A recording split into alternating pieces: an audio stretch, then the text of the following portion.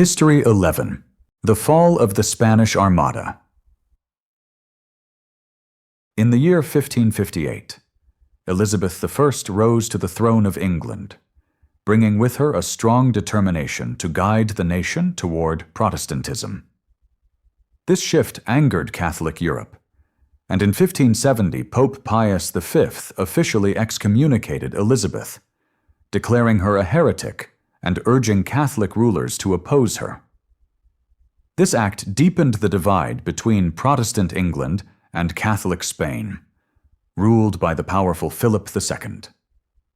From this moment, Elizabeth's crown was more than a symbol of monarchy. It became the target of political, religious, and military plots across Europe.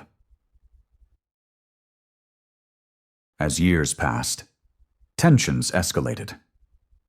In 1585, Elizabeth signed the Treaty of Nonsuch, offering open support to the Dutch rebels fighting against Spanish control in the Netherlands. To Philip II, this was no longer just political rivalry, it was war. Enraged, he planned the Enterprise of England, a bold project to invade the island, overthrow Elizabeth, and restore Catholicism. What had begun as a religious dispute had now grown into a matter of national survival, where the fate of two great kingdoms collided head-on. Events moved quickly toward war.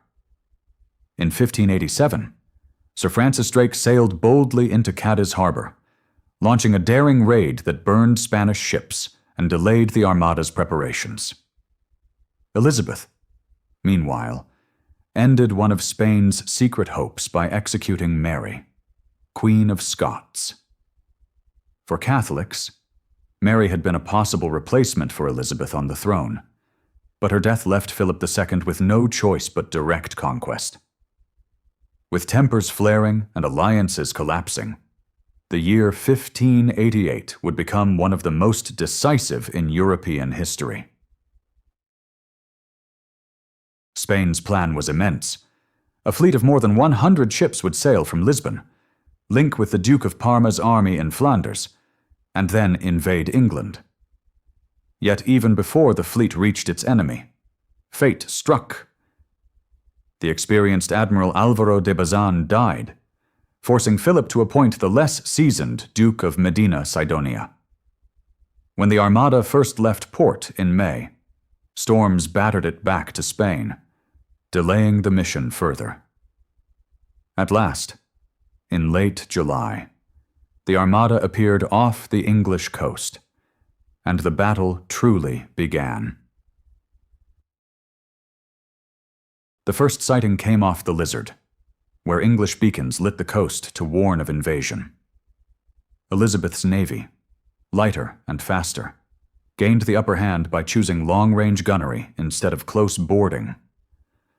Over several days, from Plymouth to the Isle of Wight, running battles kept the Spaniards in their defensive crescent. 2 Spanish ships were quickly lost, one crippled by an explosion and another captured, while the English continued to strike from a distance, showing how maneuverability and firepower could defeat sheer numbers. The Armada anchored off Calais to wait for Parma's army, but here their plans fell apart. The shallow waters controlled by the Dutch made it nearly impossible for Parma to bring his men across. On the night of August 7th, the English sent burning fireships toward the anchored fleet. Panic spread, and the great Spanish crescent broke apart as ships cut their anchors and scattered into the channel. The carefully crafted invasion strategy dissolved into chaos, and the Armada was forced to face the English in disorder. The next day, August 8th, 1588, saw the Battle of Gravelines, the decisive clash. The English fired relentlessly, closing in and inflicting devastating damage. Many Spanish vessels were shattered, while others drifted helplessly. Without anchors and with Parma's troops unreachable, the Armada could not recover. Beaten and broken, it turned northward, fleeing up the Channel and into the North Sea. Yet escape was far from safe, for storms awaited them on the long journey home. What began as a grand invasion now became a desperate struggle for survival. From August to October, the Armada's retreat was a story of disaster. Forced around Scotland and Ireland, the fleet met fierce autumn gales. Shipwrecks littered the coasts, and thousands of men perished. Though estimates vary, it is believed only about 60 ships limped back to Spain, with perhaps 15,000 sailors lost. England celebrated the victory as a miracle, with Elizabeth hailed as the savior of the realm. Yet the war dragged on, and even England's own counter-armada in 1589 ended in failure.